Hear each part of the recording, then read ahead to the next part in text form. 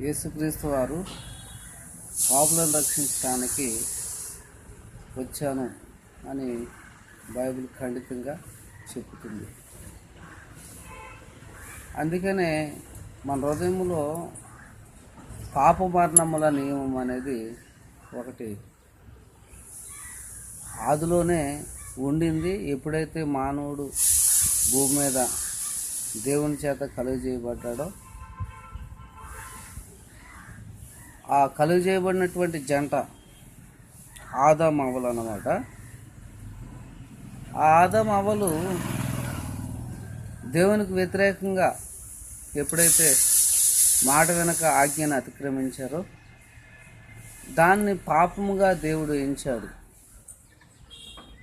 కనుక పాపముగా ఎంచబడక మునుపు హృదయం ఎంతో పరిశుద్ధంగా యోగ్యముగా దేవునికి అనుకూలంగా ఉండింది. ఎప్పుడైతే దేవుని మాట వినలేదో హృదయం మొక్కలైపోయింది. ఆ హృదయమును మరలా మంచి భావములను కలిగజేయడానికి, పరిశుద్ధపరచడానికి మళ్ళీ యేసు రక్తము కావాల్సి వచ్చింది.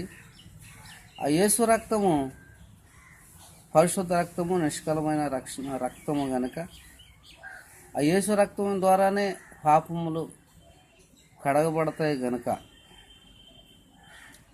ఆ రక్తము ద్వారా విమోచనం జరుగుతుంది గనక మళ్ళా ముక్కలైపోయిన హృదయాన్ని, పాపం చేత పాడైపోయిన హృదయాన్ని మళ్ళా దేవుడు అతికించాడు. అలా అతికించే కార్యక్రమం చేపట్టినవాడు, అలా నిర్మాణకుడు, ఆ భూమిని ఆకాశాన్ని సృష్టించిన సృష్టికర్తే మళ్ళీ మానవుడిని యథార్థమైనటువంటి మంచి హృదయముతో నిర్మించగలిగినటువంటి ఏకైక శిల్పకారుడు నజరేయుడైన యేసు.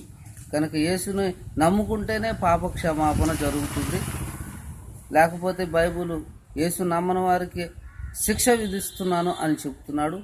కనుక యేసు నమ్మండి, రక్షణ పొందండి. ఆమేన్.